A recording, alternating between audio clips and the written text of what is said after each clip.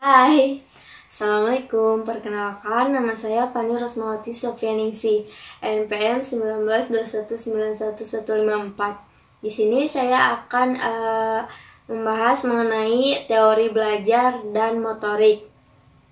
Yang pertama ada teori belajar. Teori belajar itu merupakan sekumpulan prinsip yang bersumber dari penemuan empiris yang berkaitan dengan peristiwa belajar. Nah, banyak para ahli yang mengemukakan tentang teori belajar ini. Namun, pada kesempatan kali ini, saya hanya akan menjelaskan pembahasan utamanya, yaitu belajar gerak, yang terdiri dari teori behaviorisme dan teori kognitivisme.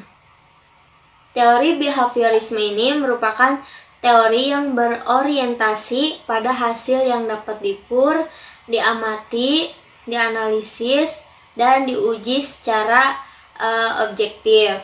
Nah, behaviorisme ini merupakan pendekatan dalam psikologi yang didasarkan atas proposisi bahwa perilaku itu dapat dipelajari dan dijelaskan secara ilmiah. Nah, dalam melakukan penelitian, behavioris tidak mempelajari keadaan mental. Jadi, karakteristik esensialnya terhadap belajar adalah pemahaman terhadap kejadian-kejadian di lingkungan untuk memprediksi perilaku seseorang.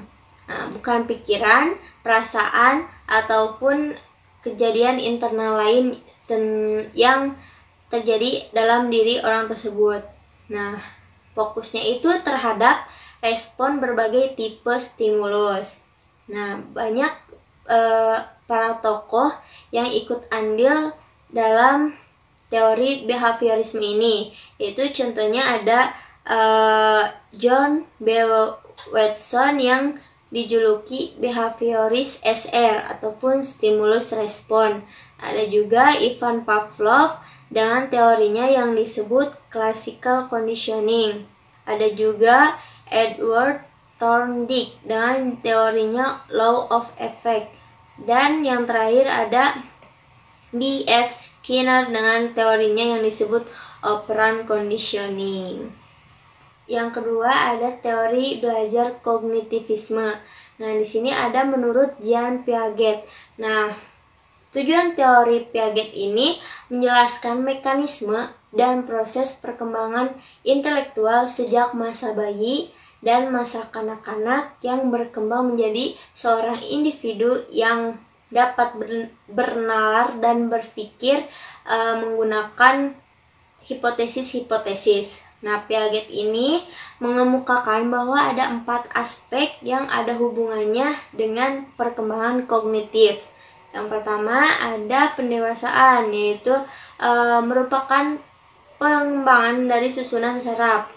Yang kedua ada pengalaman fisis, yaitu anak harus mempunyai pengalaman dengan benda-benda dan stimulus-stimulus dengan lingkungan di mana ia melakukan gerak pada benda-benda tersebut.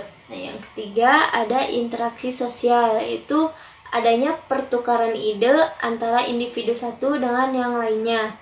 Yang terakhir ada keseimbangan, yaitu sistem pengaturan sendiri yang bekerja untuk menyelesaikan peranan pendewasaan, terus pengalaman fisis dan interaksi sosial. Teori Piaget ini membahas kognitif atau intelektual. Perkembangan intelektual itu hubungannya erat dengan belajar, sehingga perkembangan intelektual ini dapat dijadikan landasan untuk memahami belajar. Nah, belajar itu dapat didefinisikan sebagai perubahan tingkah laku yang terjadi akibat adanya pengalaman dan sifatnya itu relatif tetap. Nah, teori Piaget ini mengenai terjadinya belajar didasari atas 4 konsep dasar, yaitu skema, asimilasi, akomodasi, dan keseimbangan.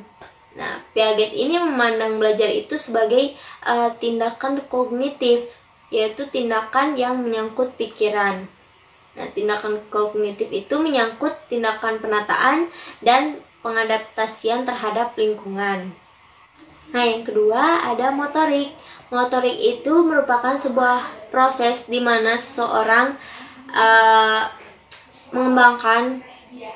mengembangkan respon terhadap gerak maupun tindakan yang berupa serangkaian gerakan-gerakan yang sukarela hasil kontrol dari bagian-bagian tubuh yang melatari tindakan tersebut.